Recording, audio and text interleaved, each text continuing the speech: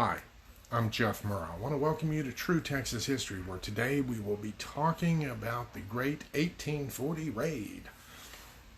Because it was on this day, August the 5th, 1840, that the Comanches, under the leadership of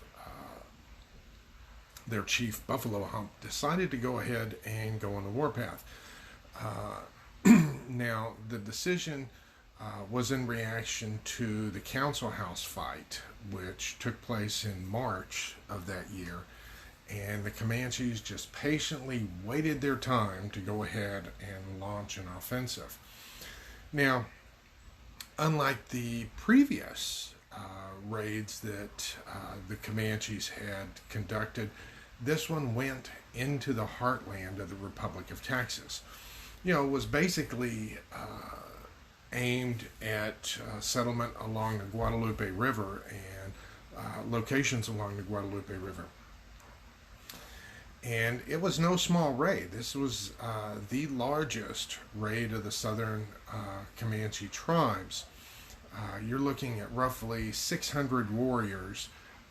Now, some people say that there were as many as 1,000, but the 1,000 could include a bunch of the camp followers. And some of the sources leave out the fact that they had Mexican guides and Mexican soldiers there with them as part of the raiding parties. I mean, bear in mind, as I've shared with you, there were elements in Mexico that did not want Texas to remain independent and were intentionally stirring up hostility with the Indians. And whenever the Indians and the local tribes were upset, they took advantage of it, jumped in, and exploited it, which they did in this case. Because the Indians veered from their usual pattern of where they raided and how they raided. I started out near Hallettsville, and then they ended up, with Victoria and Linville. In their path, some people, historians refer to this raid as the Great Linville Raid. But and when they went on raids, they were not nice people. It's literally they would kill anyone that they encountered. I mean, outside of Victoria, people were out in the fields working. They killed the field hands and started moving into town, but many of the people had ran into town. Women fled for their lives because typically, if you were captured by an Indian war party, you could count on being gang raped. I mean, that was just one of the things that happened.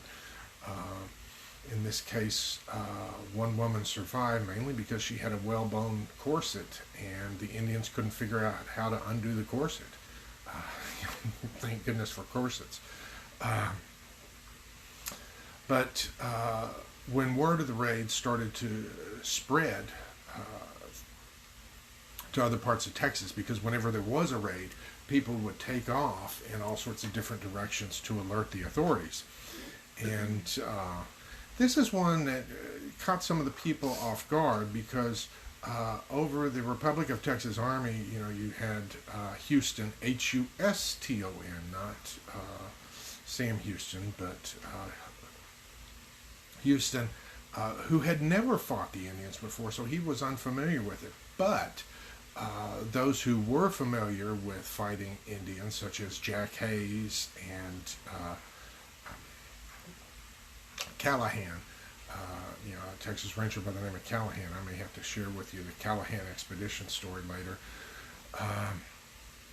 And several others started assembling men from the nearby communities in San Antonio and Gonzales and the other communities to go ahead and deal with this raid, which they did in the Battle of Plum Creek, which I will talk about later. But this is the day where they started the raid, and you can imagine, when you're on one of these towns, all of a sudden you see 600 plus come riding into your town at a full gallop. It would be an intimidating sight, which it was. And some of the people that survived it, they had rowed boats across to the other side of the river and watched the depredations of the Indians. The Indians would round up all the stock, put them in stock pens, and just butcher them right and left. Broke into warehouses, paraded around with bolts of cloth and top hats. I mean, it would have been quite a sight to see. Drugging, tied their lassos around feather beds and drug them down the streets, and anything they could do to create mayhem. And this was highly unusual because typically they would go around the towns, but in this case they decided to go ahead and raid Victoria and then on to Linville, which was on the coast.